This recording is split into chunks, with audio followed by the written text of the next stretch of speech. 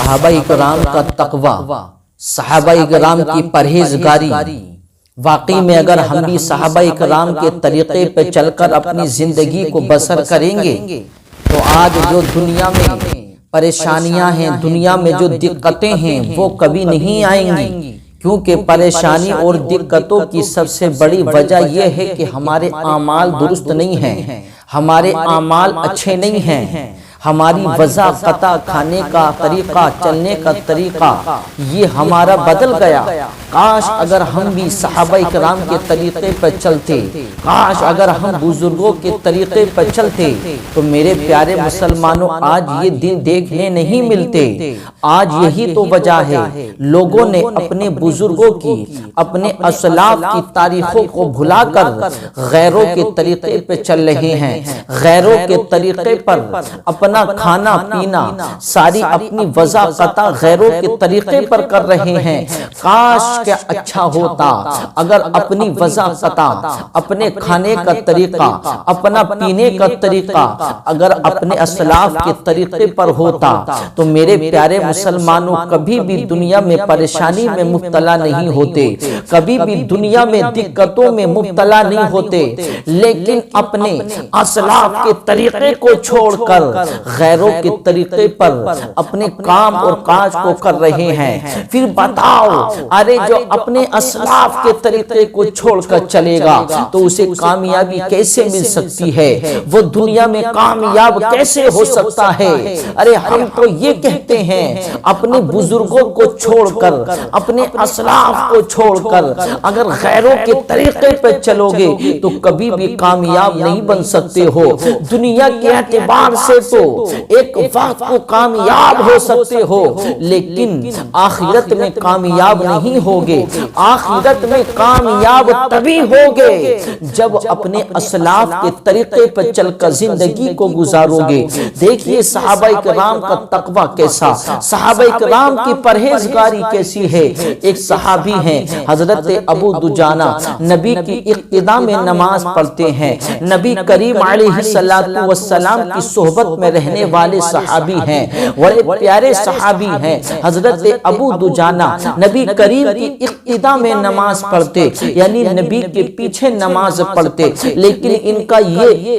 معمول تھا کہ یہ فجر کی نماز پڑھتے اور نماز پڑھتے ہی جلد چلا جایا کرتے، یعنی دعا نہیں مانگا کرتے تھے۔ نماز پڑھی جلدی سے اب اٹھے اور چلے گئے، دعا نہیں مانگتے تھے۔ ایک مرتبہ صحابہ اکرام نے بھی شکایت کی آقا کی بارگاہ میں، یا رسول اللہ آپ نماز پڑھاتے ہیں، ہم آپ کی اقتداء میں نماز پڑھتے ہیں، ہم تو تمام کے تمام نماز کے بعد میں ٹھہر جاتے ہیں اور دعا مانگتے ہیں، لیکن ابو دجانہ ہے وہ دعا نہیں مانگتے۔ یا رسول اللہ آپ کے بعد میں، آپ کے ساتھ میں وہ دعا نہیں مانگتے، نماز پڑھتے ہیں جلدی سے چلے جاتے ہیں۔ میرے آقا کریم علیہ السلام نے ایک مرتبہ انہیں اپنی بارگاہ میں بلایا اور بلانے کے بعد میں ارشاد فرمایا، اے ابو دجانہ بتاؤ تو صحیح معاملہ کیا ہے، اے ابو دجانہ بتاؤ تو صحیح بات کیا ہے، تم ہمارے ساتھ میں دعا نہیں مانگتے، تم مشترکہ دعا بھی نہیں مانگتے، دعا سے قبل ہی چلے جاتے ہو، معاملہ کیا ہے، وجہ کیا ہے، بتاؤ تو صحیح۔ تو میرے پیارے مسلمانوں دیکھو یہ صحابہ اکرام کا تقوی ہے، یہ صحابہ اکرام کی پرہیزگاری ہے۔ حضرت ابو دجانہ کہتے ہیں، یا رسول اللہ علیہ السلام میرے پڑوس میں ایک مجوسی کا گھر ہے، ایک منافق کا گھر ہے، اور اس کے گھر میں ایک کھجوروں کا درخت لگا ہوا ہے اور اس کی کچھ شاخیں میرے صحن میں لٹکی ہوئی ہیں۔ رات کو جب ہوا چلتی ہے تو اس درخت کی شاخیں جو میرے صحن میں لٹکی ہوئی ہیں، کچھ کھجوریں ہوا سے ہل کر میرے صحن میں آ کر کے گر جاتی ہیں۔ میں جلدی سے اس لیے چلا جاتا ہوں کہ میں اپنے بچوں کے اٹھنے سے پہلے ان کھجوروں کھجوروں کو بین کر ان کھجوروں کو اکٹھا کر کے اسی پڑوسی کے گھر پر دے دیتا ہوں، اس لیے کہ میرے بچے اگر اٹھ گئے اور بغیر اجازت کے انہوں نے اس کھجور کو کھا لیا تو میں کیا جواب دوں گا؟ میرے پاس کوئی جواب نہیں ہوگا۔ تو یا رسول اللہ میں آپ سے معافی چاہتا ہوں، بس یہ میری اتنی سی خطا ہے، میں اپنے بچوں کے کھجور کھانے کے ڈر سے جلدی چلا جاتا ہوں، اس لیے کہ میرے بچے وہ کھجور نہ کھانے پائیں، اور بچوں کے اٹھنے سے پہلے میں وہ کھجور ساری اٹھا کر کے اسی پڑوسی کے گھر پہ دے دیتا ہوں۔ میرے آقا کریم علیہ السلام نے کہا جاؤ اپنے اس پڑوسی کو بلا کر لاؤ۔ میرے پیارے مسلمانوں وہ مجوسی تھا، میرے پیارے مسلمانوں وہ مجوسی تھا، اس نے ابھی کلمہ نہیں پڑھا ہے۔ آقا کریم علیہ السلام نے بلایا، اور بلانے کے بعد میرے آقا نے ارشاد فرمایا کہ اے مجوسی سنو، یہ اپنے کھجور کا درخت بیچ دو اور اس کے بدلے میں ہم تمہیں جنت میں 10 درخت دیتے ہیں۔ تو وہ مجوسی تھا،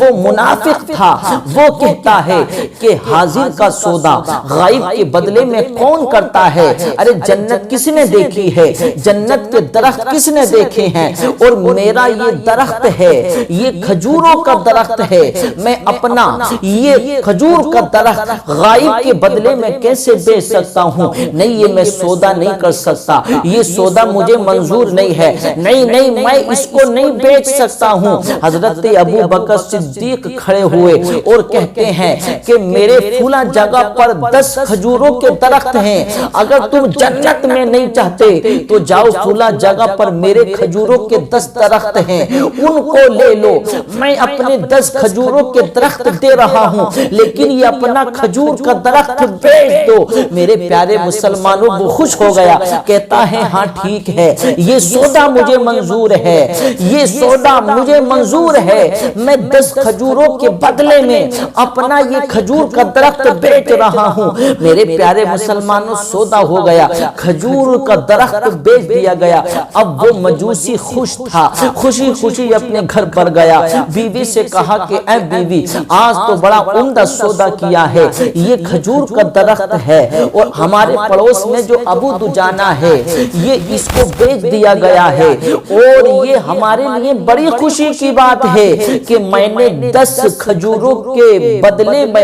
میں نے 10 کھجوروں کے درخت لیے ہیں اس کے بدلے میں، اور یہ ہمارے لیے تو بڑا عمدہ سودا ہے، اور یہ درخت بھی تو ہمارا ہی ہے، ہمارے ہی تو گھر میں ہے، ہم جب چاہیں گے اسے تھوڑی کھجور دے دیا کریں گے، ہمارے ہی تو صحن میں ہے، ہمارے ہی تو گھر میں ہے، یہ تو بڑا عمدہ سودا کیا ہے۔ تو بیوی نے کہا تھا، وہ بھی مجوسی کلمہ تو نہیں پڑا، اس نے کہا تھا اے میرے شوہر یہ سودا عمدہ نہیں ہے بلکہ گھاٹے کا سودا ہے، کاش تو اگر جنت کے 10 درخت لے لیتا تو تیرے لیے وہ سودا بڑا فائدہ مند ہوتا، کیونکہ ہم نے سنا ہے کہ محمد کی زبان سے جو نکل جاتا ہے اللہ اسے پورا کر دیتا ہے۔ اگر تو وہ جنت کے 10 درخت لے لیتا تو واقعی میں تو جنت بھی بن جاتا، واقعی میں تو جنتی بھی بن جاتا، اور وہ کھجور کے درخت تجھے جنت میں بھی مل جاتے۔ تو میرے پیارے مسلمانوں لیکن اسے معلوم نہیں تھا آقا کی زبان سے جو نکلتا ہے وہ پورا ہو جاتا ہے۔ میرے پیارے مسلمانوں وہ خوش تھا، یہ درخت بھی تو ہمارے ہی گھر میں کھڑا ہے، تھوڑے کھجور ابو دجانہ کو دے دیا کریں گے۔ جب رات ہوئی، رات میں تمام کی تمام سوئے، جب صبح کو اٹھے تو کیا دیکھتے ہیں وہ کھجوروں کا درخت حضرت ابو دجانہ کے صحن میں کھڑا ہے، حضرت ابو دجانہ کے صحن میں کھڑا ہے۔ وہ دیکھ کر کے حیران ہو گیا، یہ کیا معاملہ ہے؟ یہ تو ابھی میرے صحن میں کھڑا تھا، اب ابو دجانہ کے صحن میں پہنچ گیا۔ میرے پیارے مسلمانوں یہ میرے آقا کی دعا ہے، یہ میرے آقا کی زبان ہے، جو آقا کی زبان سے نکل جائے اللہ اسے پورا کر دیتا ہے۔